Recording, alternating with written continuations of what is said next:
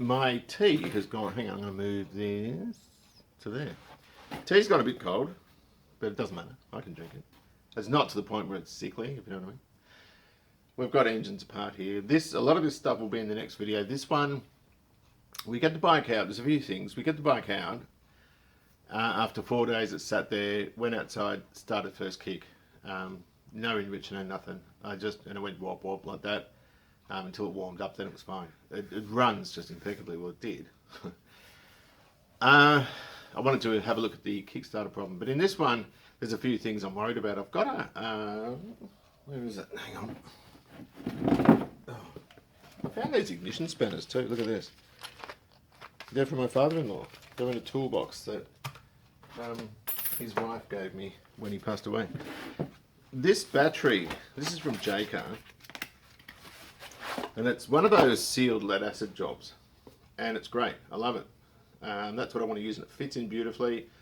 Just got to make a strap to hold it in, but that's what I want to use. Now that unfortunately isn't suitable with the bike. These bikes don't use a regulator, which I didn't know. So we're pushing out 16.5, 17 volts, which will fry that in heartbeat. So the thinking, I spoke to this guy that makes, or used to make regulators for them, or used to stock them and sell them and all this sort of stuff, and he said they didn't use them because the battery was used as a regulator. You used to just top the battery up all the time, even though it was overcharging. With the lead acid, you can do that. But a sealed battery can't. So that means either got to get a lead acid for that, or a regulator, which I would prefer a regulator and rectifier sort of in one unit. So I've got to source one of them. If anyone knows where I can find one of those, let me know, because I kind of need one. I've ordered a whole lot of bits. We'll go into that later. So even though the bike's stripped again and the engine's stripped, it's very close to being finished, which is a good thing. I'm just trying to think. I have run into a problem with the engine, but I think I can repair it with everything I've got here, which is good because of lockdown. I can't, go off to machine shops and this sort of stuff. I had a list somewhere. So once I've got these bits in, the regulator I've talked about, I want points too. The thing runs well, and I managed to fix the points that are in it, but I'd like a new set. And the only ones I can find, there's stacks of them in the United States, but they want $52 postage, which turns into $75 odd here when you exchange it to Australian. For something that fits in a standard envelope, they're tiny. And I just don't want to pay that if I can avoid it. I mean, if I have to, I will. But I kind of need them. But yeah, so points. Headlight, I've got a friend with one, but he's got one of these bikes too. And I'm just like, when you give something away and then you need it, I'm just hoping, I'd love it, but and he's offered it to me twice, but I don't know, I just hope he doesn't damage his. But it was very kind of him. So if you're watching this, Andy, thanks very much. And I've just got to fix up or have a look at the fuel tap, the petcock, because that hasn't been used in a long time. It's bound to leak, so I couldn't find a kit.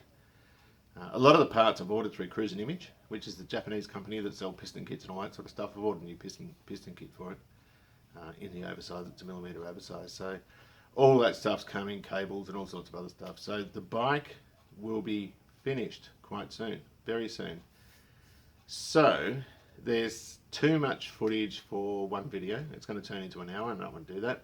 So I'll keep this one to sort of half an hour, and then once the bits get here, I'll upload the second one, unless I manage to fix the engine, and I'll do a chapter on that too. And then, we're done. It's only probably 2 other videos in it. I don't think I need to say anything else. The 350 Honda's another one that I need a machine shop, because I'm ready to go into that again, and Phil Rule gave me some pistons 18 months ago or so, and a gasket kit. And I've got the bottom end finished there, but I need to get the pots board, and then I can put that together. And I think, that's pretty much almost there too. So things are going along very, very well. So with that being said, I hope you enjoy. Well, it's a pretty cold one today. Anyhow, we got this going. 2 things I didn't check. One was the charge rate. I don't know if that's working. And I'm worried about that because it's got a different stator to what it has, what do you call it? Rotor. And also, I was reminded to take, is that loose? Oh no. Reminded to take that cable off and move the oil pump up so I can ascertain that it's working by moving it right to forward without having to rev it. A couple of people mentioned that, and I'd forgotten all about it. I have read about that, but it was last year. So I don't know if there's too much more air in there, but I do need to check that too. Can I see it? Oh yeah, I can see some bubbles down in there. Can you see that down the bottom? Right. So I'll check the voltage, start it, and see what the charge rate is. So we've got 12.57. Let's connect that up. See, it falls a lot when I turn the key on. 11.9. Alright, give it some fuel. See if she'll start. First kick, how's that? And I haven't started it today.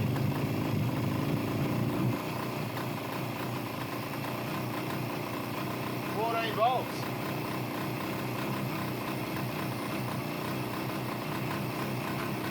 Oh.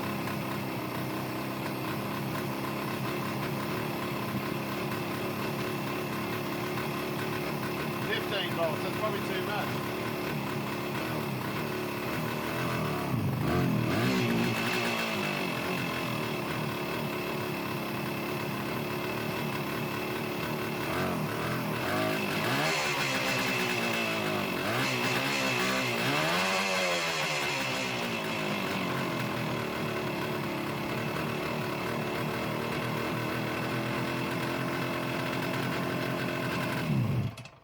That's probably a bit too much voltage actually. It got to 16.4, which is too much. That could be a regulator problem. At least I know it's charging though. The next thing I want to do is just take off that oil pump line, although that's moved. Where's that bubble? I can see the bubble. Just a minute. There's bloody dogs digging holes everywhere now. It's ruined the grass out there. Look at this, it just slipped into a hole there. When you remove this, you've got to be careful you don't lose that little brass adapter. So I'm going to start it again. And then I'll just let it run out of fuel, I think. Get a bit of fuel in there. Fill the bowls up. Happy with carburetors, happy with everything really. It's really cool. It starts beautifully, it runs beautifully. I don't really want to take the engine out. I don't think I've got much choice though. Anyway, let us give him a boot again. Get the lever.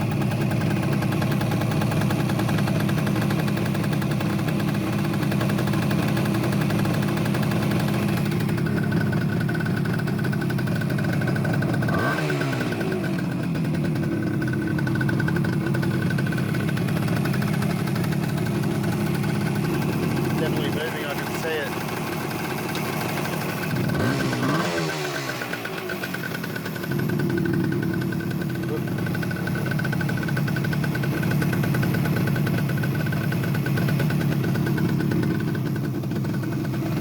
Just one more through.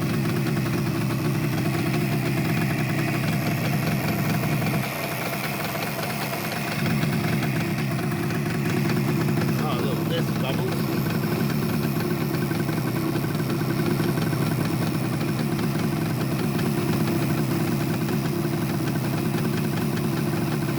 Definitely moving. Definitely. I don't know if you can see it there. Yeah, definitely.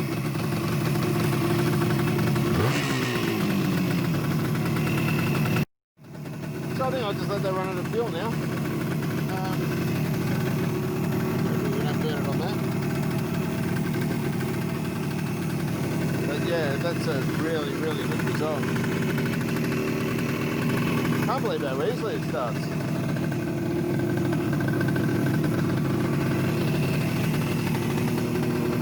Taco's rubbish.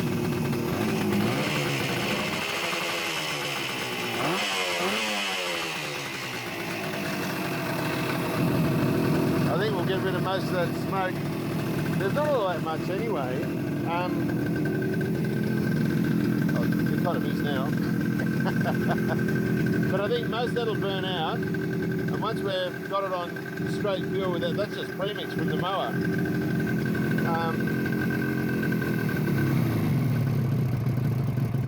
There we go, she's out. That is a really good result. I'm so happy with that. What a great little bike. I just don't want to pull it apart again, you know? It's hard having to do that when you've sort of worked hard at getting it running well. So that's really, really good news. I started the bike last 4 days ago, and first kick, stone cold, didn't use the enricher, nothing. I think it's off anyway. It's really good. It's overcharging. That could be a regulator. Those old regulators in the Japanese bikes from the 70s do fail very frequently. So it might be worth putting a new one in before we cook our battery. That's certainly worth looking at. The issue is that it runs so well, I just don't want to pull it apart, but I have to. The kickstart I can live with. I see it as being like a side stand, wherein you start it and you bring it back up again, you pull the side stand up. I don't care that it doesn't retract. But I don't know if there's anything in the lower crankcase which shouldn't be there. Anything that's broken off, or, you know, I need to look at it. The other thing is, so yeah, the engine has to come apart, so I'll pull the spare one apart first. The other thing is, I've had a look at prices for stuff on these through Cruise and Image. They're very reasonable. Cruise and Image do raise a lot of questions because their stuff is dirt cheap. I've got a piston kit from them in the 750. A piston kit for this, and you know, the bores look pretty good, and I honed them terribly roughly. I think I wrapped some foam around a screwdriver and some wet and dry around that, squirted it up and scuffed it with that. Some 240 grit or whatever it was, I think, or 360, I think it was 240. And the barrels look good. I'm not going to rebore it, although I think it was rebored. One of them has a 1mm oversized piston in it, and I'm not sure if it's this one or the other one, I can't remember. Whatever the case, both of them are available through Cruise and Image at $42. And that's including your pistons, your wrist pins or gudgeon pins if you like, and your rings. So if I'm ordering a bunch of stuff from them, I might as well. The other thing is we've got a dud plug lead. I'd be inclined to use a non-resistor type. It doesn't clip on, it just sits there, where the other one sort of goes on. So I've got the screw-on nipple on that side, just so, because there's something missing from the inside, just so it's sort of close to the conductor, I guess. But it's there's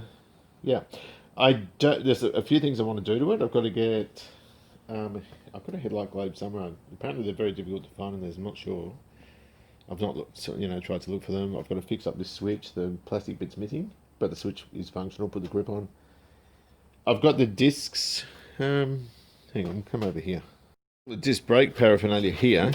The master and all this sort of stuff. I don't know where that bit is. I should have a Honda one, it might fit. The line, I don't know. I'll get some an overhaul kit for that.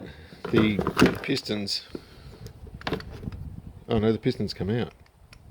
That was in before. I squeezed it in a little bit and it got stuck, and I thought, oh, what have I done? That looks pretty mangy. This is the issue with lockdown. That is perfect for hydroblasting. I would really want to hydroblast it, but I can't get to Fentree Gully. It's outside the 5k radius. So it's going to be a paint job and put a kit through it. That's GD250 or GD380, I don't know what it is, but it's missing the caliper bolts. But I have to have some brakes. That's a no-brainer. And what else? A few bits and pieces, not much to finish it. A badge, a 250 badge for it. There's a guy selling those at $50 or something. And I've got to recode that fuel tap, or petcock if you prefer. That will surely leak. That's a no-brainer. But for the rest of it, you know what? It's all pretty good. I've got to fabricate a thing to hold the battery in. Do something about the battery terminals. I don't like them. They just slide off. You saw that. This isn't even a motorcycle battery. That's a lead acid from J-Car, but it's a kickstart bike, so I don't think it even matters. I'll put this over here and I'll just top it up after. But you know, it's all very achievable. I'll change that cover over. It's nice and warm. It's cold today. It's freezing. But that's doing everything I want it to do, so it's perfect. Harvey's got the gauges. Apparently he's done them. I thought I could wing that one, or these ones. These were $34 on eBay. Complete, as you see them. but they're rubbish. Oh, the speedo cable's knackered too. I need a speedo cable, and it's actually broken off inside and completely seized, so I need a speedo cable. But I might put a Honda type bush on the thing. I don't know if you can get Suzuki ones, but I need something for the Kickstarter as well. I want it to look really good. That's a Honda grommet on the gear shift there. I've only got a few minutes, got to go in and teach again. I've written the lesson plan, so I feel pretty good about that. There are three of us guys I know about with these things. I'm the Australian. I have the Hustler, the 250. Andy Newstead, the Canadian, has the 350 Rebel. And Ben from the YouTube channel, Kentucky Yankee, he's got the 500, the Titan. And Andy and Ben both started with a much worse bike than what I did. And they're both riding him around. It's like, I got to do something with this. It was kind of the inspiration to get this thing going. These guys have done incredible work because, as I said, their bikes were pretty well trashed. Where this one was pretty good, all things considered. But now I have it running, I'm feeling a lot more relaxed. So I've taken these bolts out of here. I've taken the oil pump off, taken the lines off. I'm going to flick him out. Well, I've got to take the clutch housing off. I'll remove that too. I'll put that on the other bench. These engines are fairly light, but this is going to have oil in it. Even if you drain the crankcase oil, there's still a whole stack in here. I know that because of the last time I pulled it apart. That's the crank. This is the original block, or the original bottom end, I should say, out of the bike, and it's all rusty down the bottom of the crank there on the counterweights. I'll show you in a moment.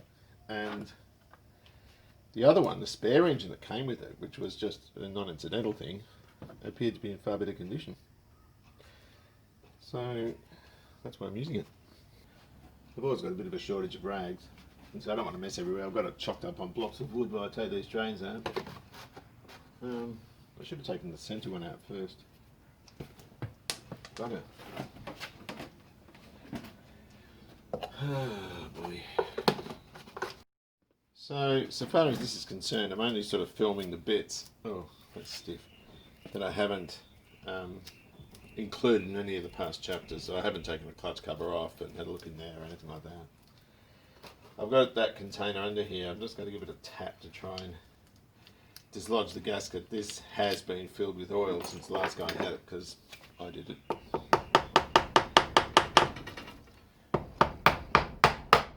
we go.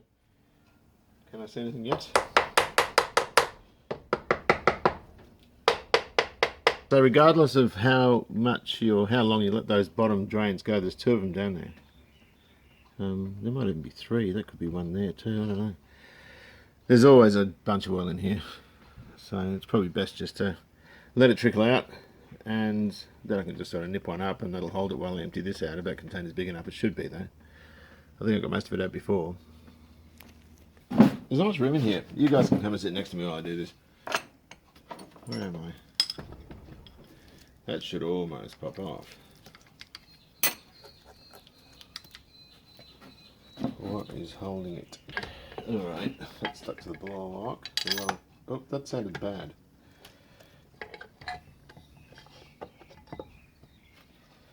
Oh, that's pretty stock standard. Was it that thing that was slipping, or that thing? Good. Hold on a minute. How do these go? Oh, that's the oil pump drive. Oh, that's pretty easy. And that's the other thing, which I wouldn't have a clue what that does. Oh, is that the Kickstarter thing? Yeah, that's the thing giving his grief, hey? So let me just see unequivocally how this goes, so that I don't hash it up when I go to put it together. That is the oil pump drive, I can see it. And I believe that has to go in first, and then you thread that guy like that. Yes, that's exactly how it goes. So there's no primary, or there's no primary chain, it's a primary gear, which goes onto the clutch basket or the back of it. That's a little starter dog, which goes inside that there, and that catches one of those little guys. There's the thrust washer there as well, oil pump drive, and that just sort of slots in up there and runs our oil pump. No, not oil, yeah, oil pump, sorry.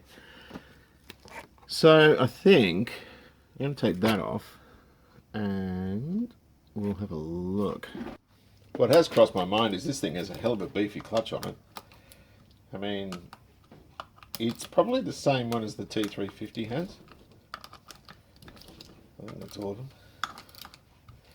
I might just use a thing on this reel. That's not beyond the realm of possibility. I don't know what I've done with my 10mm. Oh, bugger it, I'll do it by hand. I've lost my socket. Well, I haven't lost it, it's somewhere. So yeah, I mean, it's probably got quite beefy internals for a bike of such small capacity. It could even be shared with the Titan, I don't know. It certainly looks like it.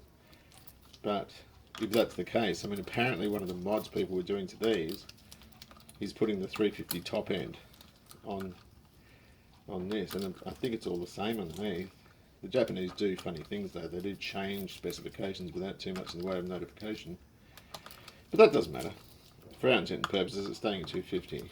Maybe a mil over. What will that be? A 252 or something, maybe? Not much. So we'll pop these springs and bolts out. Puts less duress on everything if you do it properly. Okay. Yeah, they're reasonable springs too. It's quite a beefy arrangement. It really is quite impressive, really. And the fact it hasn't got chains, it's got a gear is good. Although that's been out, you can see that that lock washer there's been leveled with. Oh yeah, it's just dry.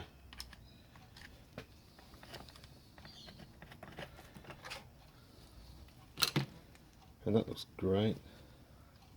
There doesn't look to be too much of a problem there. I'm not really interested in assessing this, although I can always have a look. It doesn't look too bad though. I'm not worried about it. There's the little pusher thing for the clutch. Oh, my glove's broken. I'm going to get this bolt off here, or this nut, and that's been meddled with. That's all sort of flattened down and crushed.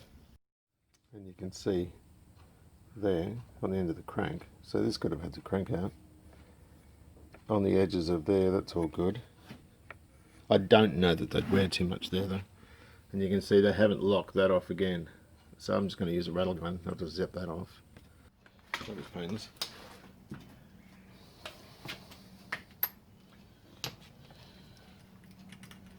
There's the lock washer, and that's the one I was talking about that's a bit sort of damaged. Let's have a look at you. Right, that's the inner bit with the thrust washer on it. And the outer bit, which has a gear on it. Is there a thrust washer there too? I would have thought there would be. Let's have a look. There's a sleeve and a thrust washer. It goes, that's just the bearing. Right, so that just goes into the back of that. That sits on there like that. It's the first time those snap-on ones or blue-point ones have worked. Okay, we've got two thrust washers. Right. These are all going to be different lengths. They've got washers, lock washers, all sorts of stuff on them. So there's 3 different lengths there so far. I should organise them, but I'm not going to. Because I'll know when I put them in the hole. But otherwise you should actually organise them on a bit of cardboard or just something so you know exactly what you're up against. And because you can really stuff a casing up if you get it wrong. Over there were 8mm ones. Nope, there's one there. It'll be right. She'll be right, that's what we always say. It's an Aussie thing. She'll be right. Until something goes wrong and then it's, never mind. Then you get the, you know, it happens. Right, so that should be roughly, the case is undone. I'm going to flip him back over and try and tap the top case off, although it's going to be easier to break the seal. I can hear it breaking there. There's a bit of wood. This is why I took the oil pump off, because I didn't want to risk damaging anything.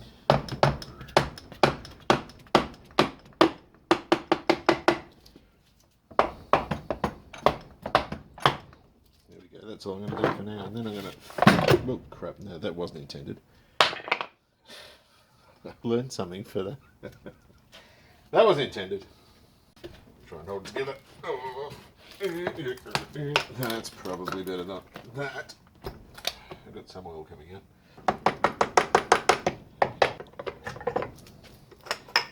I probably should have taken the pistons off.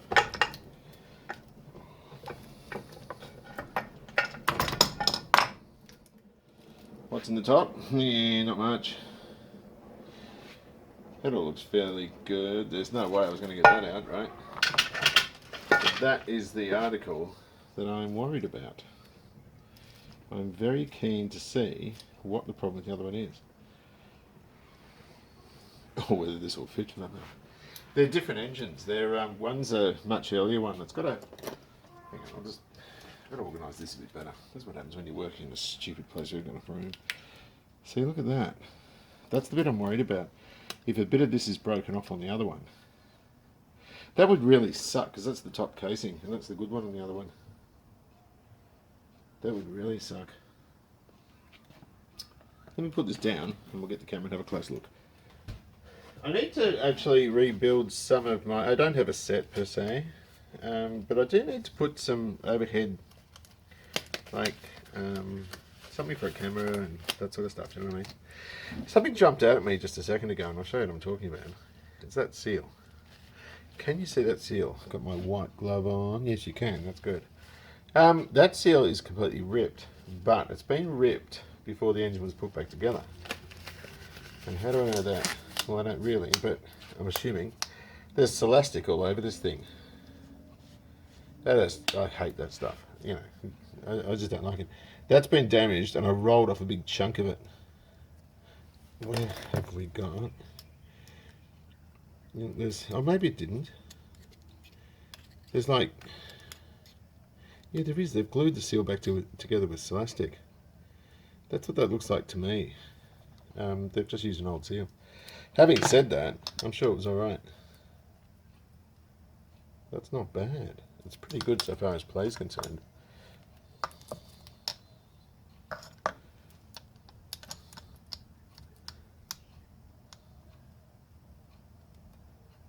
Yeah, it's not bad. Look at that rust. That's what I was talking about. I could actually see it. I'm going to have to take these pistons off. It was just sitting in moisture in the bottom.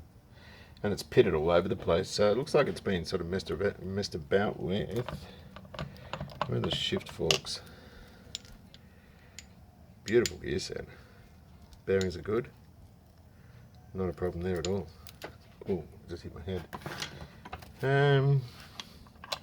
Bit of gooey crap in the bottom of the crankcase, but it's nothing to be worried about. That'll just be a bit of clutch debris and whatnot. There's your shifty forks. That's how we rip this out. It's a beautiful gearbox. There's nothing wrong with that at all. Teeth are all good. I can't see an issue with that whatsoever. It looks really, really good.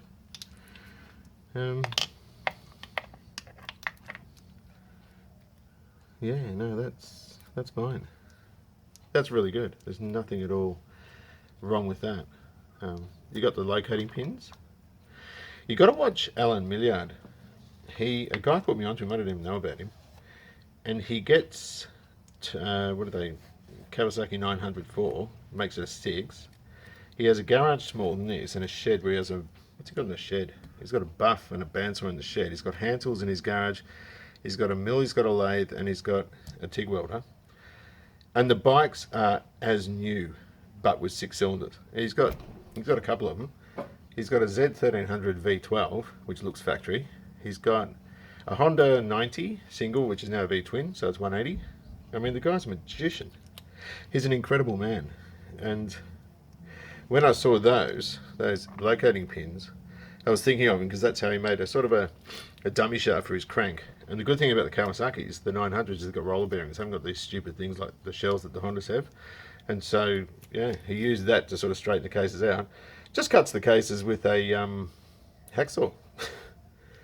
He's amazing. And it's museum quality stuff. Like, they even put his work in a museum. I really recommend you watch him because he's just amazing. And I just think to myself, I was having trouble getting this going, and I just think, you're just an amateur next to that guy. So, amazing, amazing chap. Let me just swing that around. I only actually took this off. That's it. That's seated. Is that one seated too? I believe it is.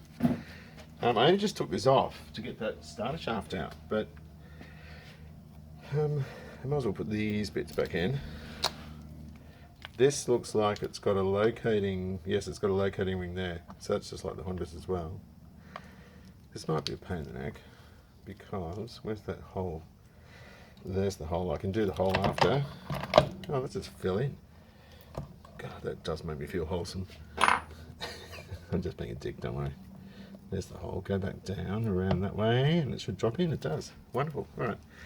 So Andy, mate, if you watch this, and any of this is to your liking, I shall stick it in a box and send it to you. In the meantime, I'm done with that. I'm going to put the case back on. One more thing. If you watch the Kentucky Yankee, he's got the Titan, the 500.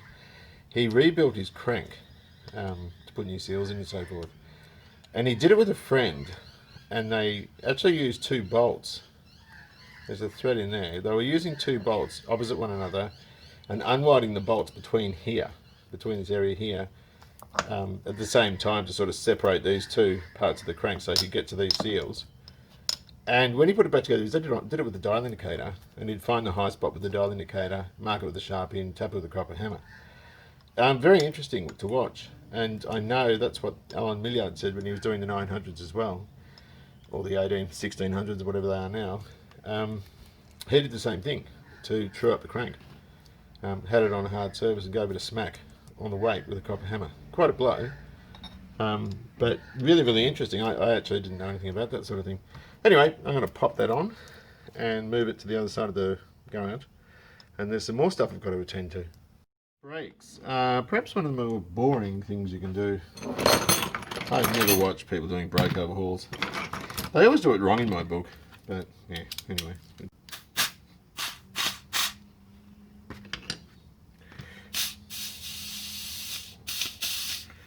That sucks. Alright, that's pretty obvious. There's a screw holding the pad in. No worries there. What the hell's that? There's a little tongue to get the pad out. And these are different. Let me see if I can get... Oh, I see. That's pretty stuck. That is very stuck. Yeah, can I get it to move? Is the next question. I don't want to mark it up though. I might put... Yeah, I don't want that getting marked up. Oh, she's seized. So what we might have to do with this one... Oh, no she's not. Ugh, look at all that. It's gone all over the wall. That's revolting. That's water. Brake fluid is hygroscopic, so... Yeah, that was a bit less than ideal, wasn't it? Let's put this back on. Just so we can try to push the piston out. And I don't want it to, I've just seen what that did, so... Ooh, these are all messed up as well. She's moving. Maybe I can go all the way now. Put that there, I don't want to see any more of that. It's hard against it now. That'll probably come out. Maybe we'll just squeeze it on the outer part. Oh, someone else has anyway, you can see the marks. Nice.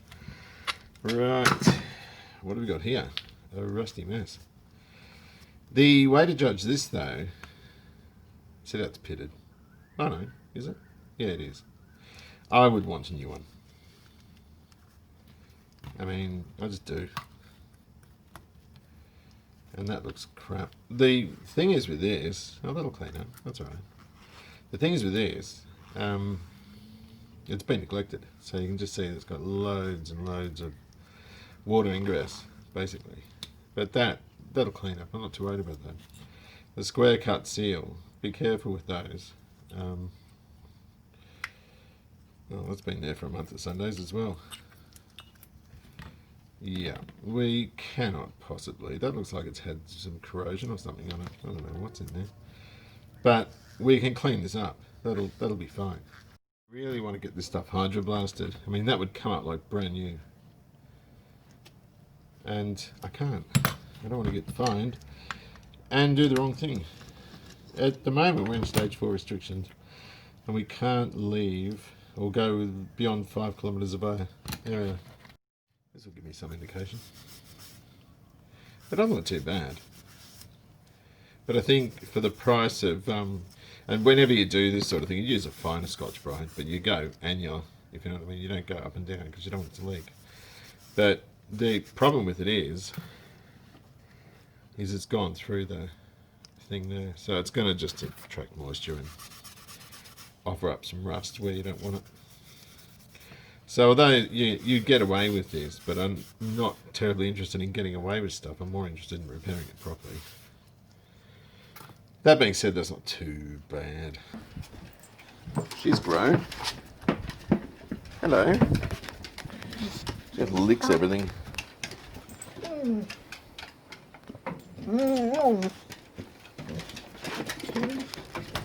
And digs everything. Don't you? Hmm? Did you do this? I think you had your name on that, didn't you? So that's it for now. Lots to talk about with this. Reasonably quick repair and no real parts necessary, but I need to show you what I'm going to do with them. Anyway, look, I'm sorry to cut the video off halfway through talking about brakes, but I figured this stuff's more interesting anyway. Take good care of yourselves, enjoy a classic, and I shall see you soon.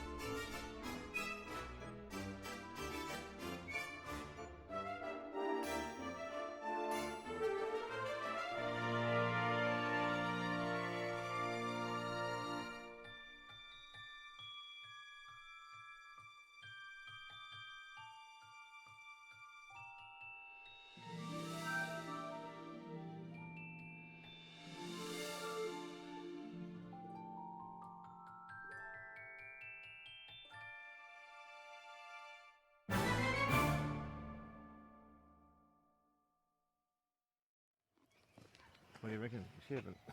Jesus.